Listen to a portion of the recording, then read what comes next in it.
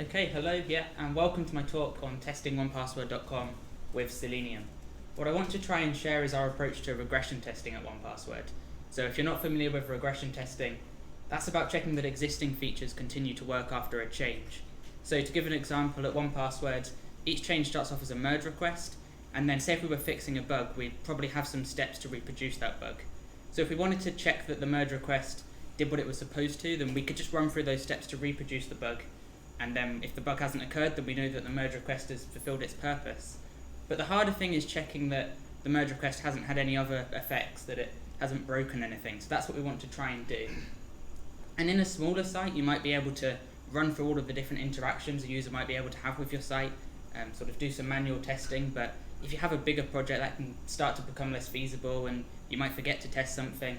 So what we want to try and do is simulate the user's interactions with the website, have an automatic way of running through all of those interactions, and then if we can run that test on every merge request, we'll be really confident that it hasn't had an effect that we didn't want it to.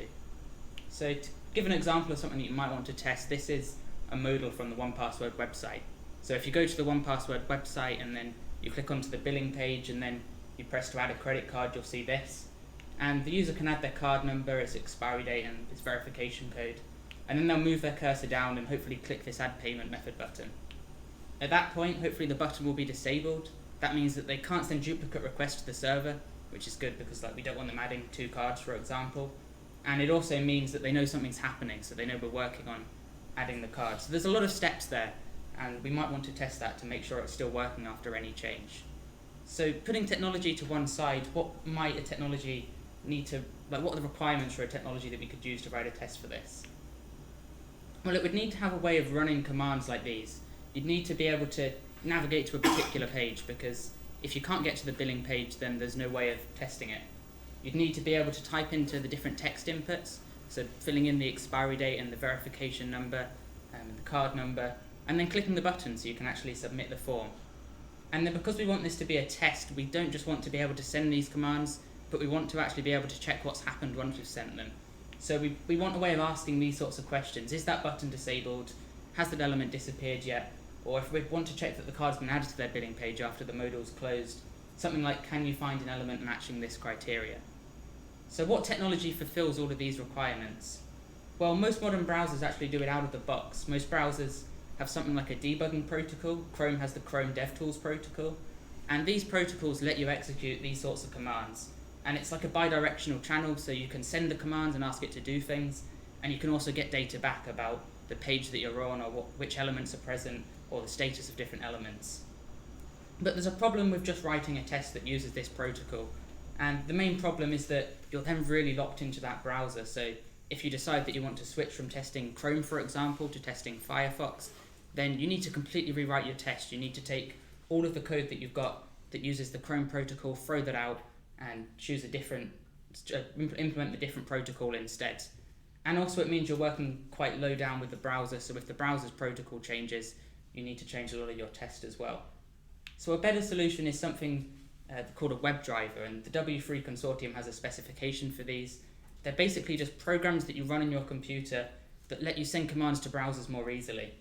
And the way it works is you run this program, so for example the Chrome driver is Chrome's implementation of the WebDriver, and that exposes an HTTP API on localhost. And you can then send that API requests asking the browser to do certain things. So you write some code that sends a request to the Chrome driver, and the Chrome driver will then pass that request along to Chrome. And this is an example request, so this is the sort of HTTP request that you might construct if you wanted a particular testing session to go to a particular URL. And then what's really nice about using this WebDriver rather than the protocol specifically is that you can now just take this Chrome driver and terminate it and switch it out with the Gecko driver, which is Firefox's implementation of the WebDriver, and then you can send exactly the same request. There's no need to change your API at all. And then that Gecko driver will just send the request along to Firefox, and so without testing your code, without changing your code, you've been able to run exactly the same command in 2 different browsers, and so that's really useful. So to just revisit what we've got so far, we used to have our code speaking directly to the browser, but we decided it would be better if we moved our code up a level of abstraction and we brought in the concept of a WebDriver. But this is still a little bit messy because our code is speaking to this WebDriver, and that's done through HTTP. which isn't too hard to work with, and most languages have some sort of library that will let you do that. But we don't really want to be constructing HTTP requests. If we're working in JavaScript, we just want to run functions to execute particular commands, and then we want the response back in something that's easy to work with, something like a string or an object. So really what we want to do is move our code up another level of abstraction and bring something in to fill this gap. And that's where Selenium comes in. So Selenium is just a library that's available for lots of different languages, and that library handles all of this complicated stuff for you. So you use this library and you just run functions telling the browser to do certain things, and then you just get your response back in something that's nice for your language. So this library is available in lots of different languages. I've listed a few here: Java, C#, Ruby, Python, Node.js. For this talk, we're going to focus on Node.js because this is LeedsJS, so it makes sense to talk about JavaScript, and also because all of our tests at 1Password so far have been written with Node.js, so it's the one I'm most familiar with. In terms of browsers, there's lots of different browsers that have adopted this specification: Firefox, Edge, Safari, Opera, and Chrome. We'll focus on Chrome just because Chrome's the browser I use day to day. There's not really any browser that's better to pick than another. They're all implementing the same API through the WebDriver, so you could take everything I talk about in today's talk, switch it to a different browser, and it would work in the same way. So that's all of the theory to one side now. If you maybe didn't understand everything I've said about the drivers and the debugging protocols, you can forget about that and just focus on Selenium, which is this library that's available that you can use to control browsers. So let's go ahead and write a test. Let's see how that would work. I've set up a basic Node.js project, so we've just got two files in the directory at the moment: the package.json file, which just contains the keys that you need to start a Node.js project. So that's things like the name of the project, the version of the project, and the entry point where our code lives. So that's this index.js file, which is part of our start script. And at the moment, that index.js file is completely empty, there's nothing in it, but we'll be adding some code there soon. Before we do that, we need to install the two Node modules that we need. So we start off by installing Selenium-WebDriver, which is the actual library that we'll be using. And we'll just wait for that to complete. And then we also want to install Chrome driver. And Chrome driver is the actual driver that Selenium is going to be using. So we don't have to install this through npm, we could just add it to our path and install it from somewhere else. But installing it through npm is nice and easy, and then Selenium's able to find it straight away. So we've got both of those installed. We can write some code. Let's switch over to our sort of mini editor. So we can now get access to Selenium, and we just use the global require function as you would with any other Node module, and pass in a string, which is the name of the library that you want, so Selenium-WebDriver. And now we want to open a browser, and to do that we need to define some settings, things like the size of the browser window and which browser we'd actually like Selenium to use. Settings in Selenium are called capabilities, and while we could write out all of those capabilities ourselves, Selenium actually has a preset, so we can just use this Chrome preset, and that makes it much easier for us. And then we want to actually construct the WebDriver to open that browser and get a connection to it, and that's just done with this Selenium builder. So we ask Selenium to build us a new driver with those capabilities, and then we call the build function, and that gives us access to the driver.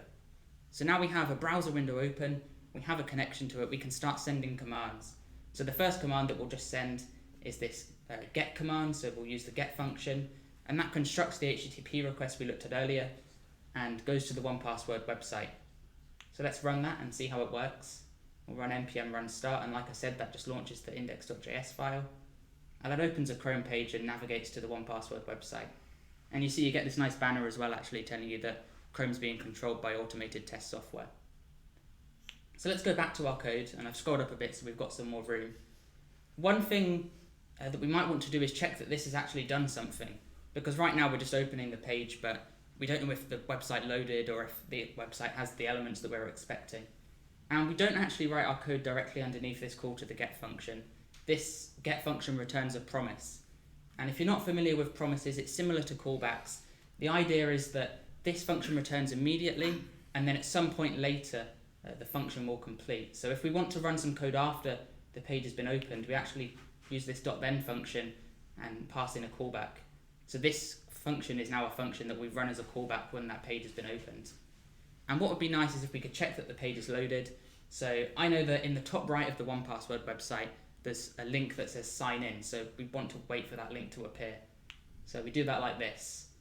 First of all, we create our selector. And so we just use this link text function in by, and this is looking for a link, so an A tag in HTML with the inner text sign in. And then we want to tell Selenium what to actually do with that selector. So in this case, we're waiting until an element is located with that selector, and that's our condition. And then finally, we want to tell the driver to wait until that condition is satisfied. So we call driver.wait and we pass in the condition. And this will repeatedly evaluate the condition until that condition is satisfied. And you can see we can pass in a timeout as well. So we've gone for 5,000 milliseconds in this case. And that means that it will keep evaluating that condition for 5 seconds. The promise will be fulfilled if that condition is satisfied. But if after 5 seconds we don't find that element, we assume something's wrong and our test will fail. And this returns a promise just like that first function. So once again, we can register a callback. And what's really nice is that this callback actually gets given a reference to the button. So we can now perhaps go ahead and click it just to check it works. And this is our next piece of test code. And while we could run this and it would work, it's a little bit messy. It looks a bit like what you might call spaghetti code, especially with the indentation of the callbacks. You've got what some people might call callback hell, where the code is getting indented further and further to the right. And that isn't great. So let's clean things up a little bit.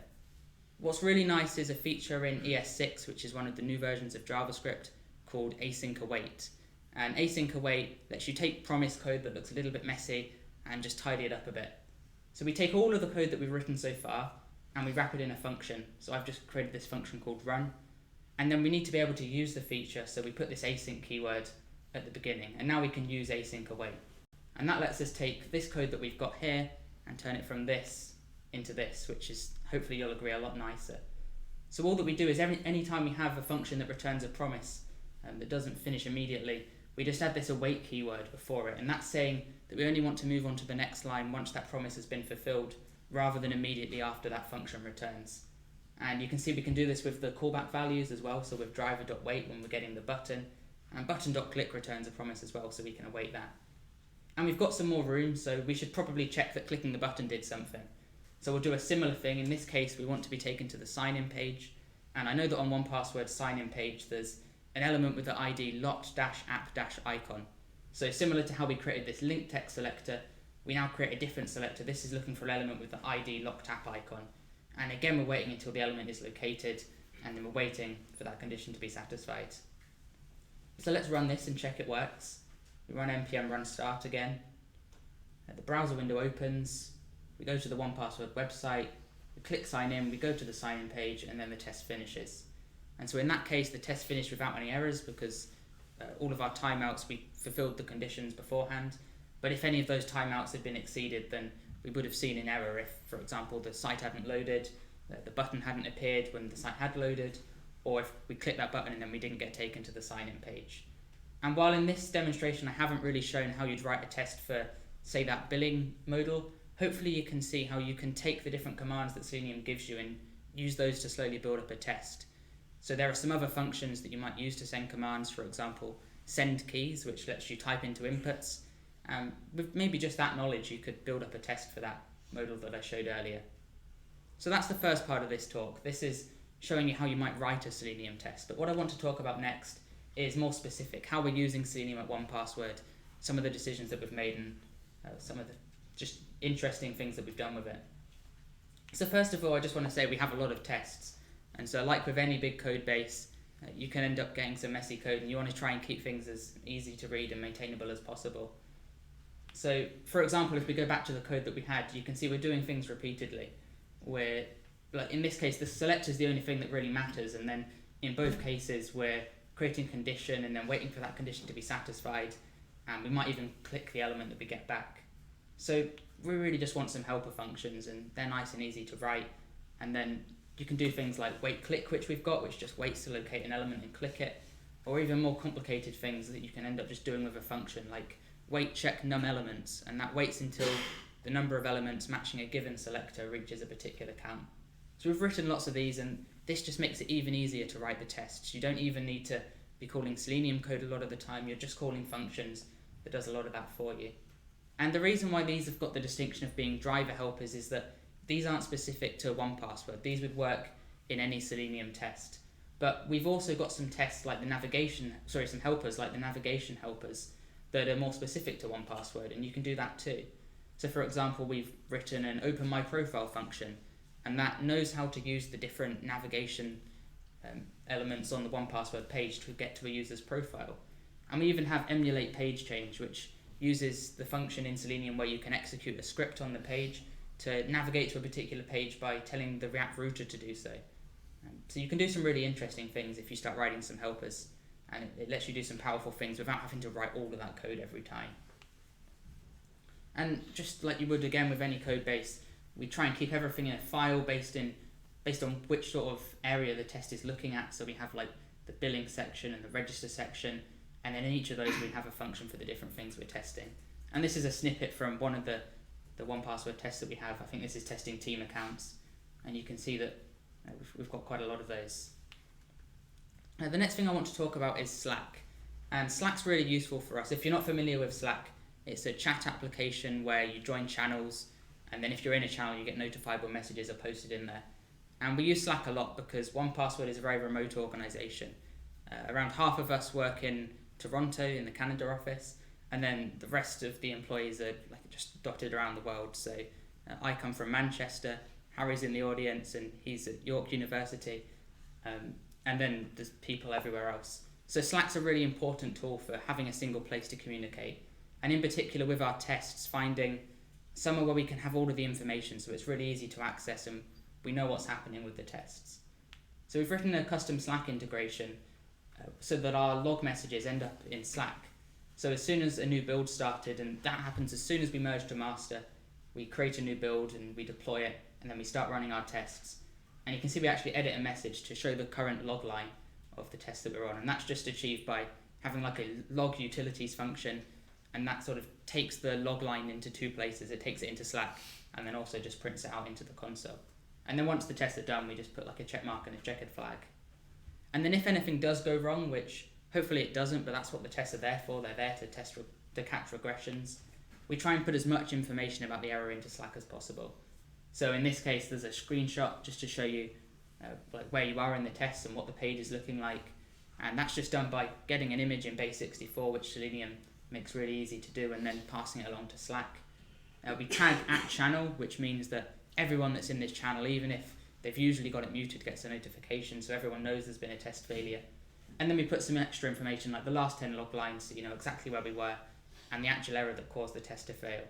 And so by having this in Slack, it's really useful because as soon as there's a test failure, everybody has a single place where they can get all of the information. We can take a link to this message and share it around the team, share it in different channels, and then we can have a discussion about what's happened. Is the test broken, or is there a real regression that we need to look into? Another interesting use that we've had for Selenium is testing browser events.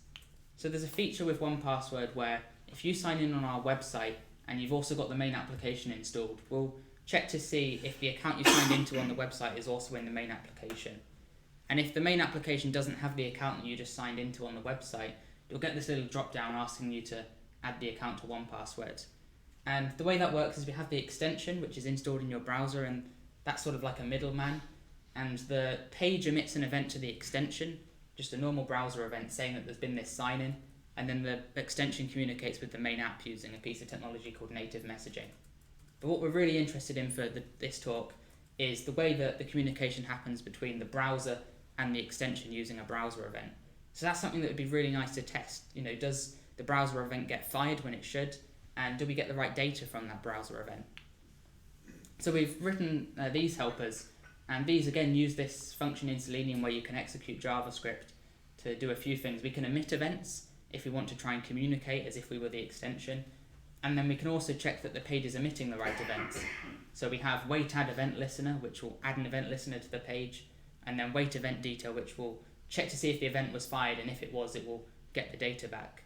So by having these helpers, we can do something that we know should trigger an event, like signing in on the page, and in our Selenium test we can check that the browser actually emitted that event, which makes it a really useful way of testing something that traditionally you might not be able to test, because with the extension and the main app and the website all being involved, it's quite hard to test with, say, a unit test.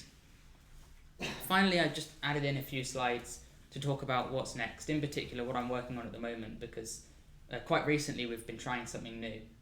We've been looking at using Selenium to test 1Password X, which is a new extension that we've got. And the idea behind that is that rather than having the main application, which the old extension which communicates with the main application, this is just a standalone extension. So you can install this extension, have nothing else related to 1Password running on your system, and this gives you a full interface to create items, generate passwords, fill details, etc. So we wanted to test this, and you can do that because an extension is just HTML, CSS, and JavaScript, so Selenium's a really good candidate for testing it. In particular, although this looks like a pop-up, and it generally is a pop-up, it's still just a web page, so there's a particular URL that you can go to in Chrome, and that will take you to this pop-up, and you can interact with it like a website. So we want to go to that URL, but we also need to install the extension. So if we go back to the code that we had for setting up the browser, we'll move that down to make a bit more space. We set up these Chrome options, and we call this add extensions function, and that takes a base64 string which just represents the file of the extension. And to get that, we read in the file. So in this case, we're reading in the extension file, which is a CRX, which is just how Chrome packs the extension. And then we convert that file that we've got to a base64 string and add it as an extension. And then down here, we need to actually use the Chrome options. So just underneath with capabilities, we say set Chrome options and pass in the Chrome options. So I hope what's come out of this talk more than anything is that we've only scratched the surface, and what you test depends on your website. It would be really hard for me to say these are all of the different things that you can test with Selenium. This is which parts of your website you should be testing. What I really just want to show is that Selenium's a really great tool, giving you ways of interacting with the browser and then writing an automated test for regressions. And to finish everything off, this is a quote from the Selenium website that I think does a really good job of summarizing everything. It says that Selenium automates browsers, and that's it. So thanks for coming, everyone. Merry Christmas, and I'll be around if you've got any questions.